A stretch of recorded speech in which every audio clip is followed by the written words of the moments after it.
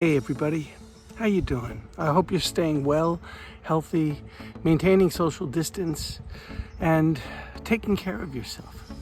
That's the most important thing. We have to take care of ourselves and our loved ones and the ones that we care about, and we actually have to reach out to those less fortunate than ourselves. I'm sending you this from the bottom of my vineyard, where I've just been weed whacking to help maintain the vineyard.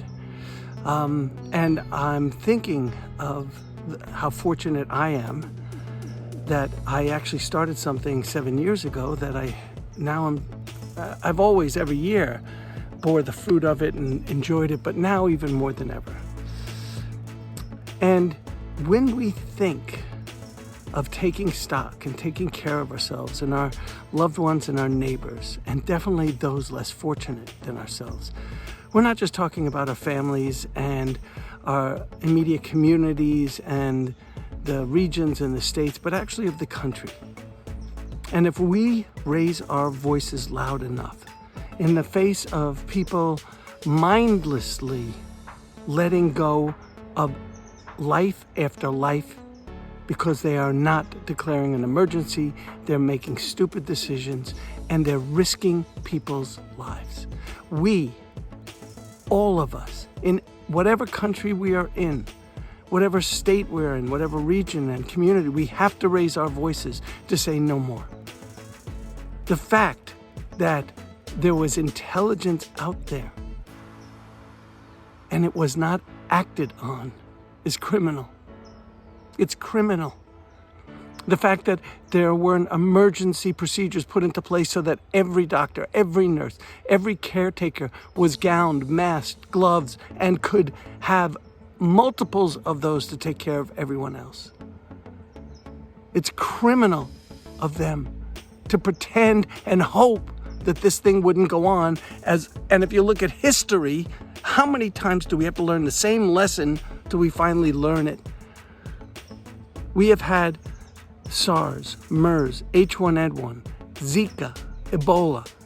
Do we think as a human race there's not another kind of virus, pandemic, epidemic coming down the street, and we are not ready for it? We're electing people and paying them to take care of us and take care of our future, and they keep talking about our children and our children's children. They've done miserably. Not everyone, but those that had the intelligence, the wherewithal, the money, and the ability to make something happen, and they didn't. That's what's criminal. And it's up to us, because it's always going to be those of us that want to be responsible, that know we need to be responsible, that are willing to take the responsibility, rather than all the other people who are blaming everything else and not being responsible for their actions or their inactions, because both are a choice. So we have choice here. We have choice to think about how our futures are going to be, what the legacy we want to leave. And we need to start doing that today, not wait a day, a month, a year, 10 years, 20 years. We need to start leaving our legacy today and raising our voices and saying no more, because we actually know the difference. We're smart enough to know the difference. And if we don't raise our voices, if we don't demand a change, if we don't take care of us, if we don't go around operating like every single person matters, rather than we're looking at numbers and we forget that every single number is a mother or a father, a sister or a brother, a husband, a wife, a son or a daughter. They're not numbers, they're people. And when we forget that, we lose our humanity. No one should say this is an acceptable loss, or any of this is an acceptable loss. And we know different.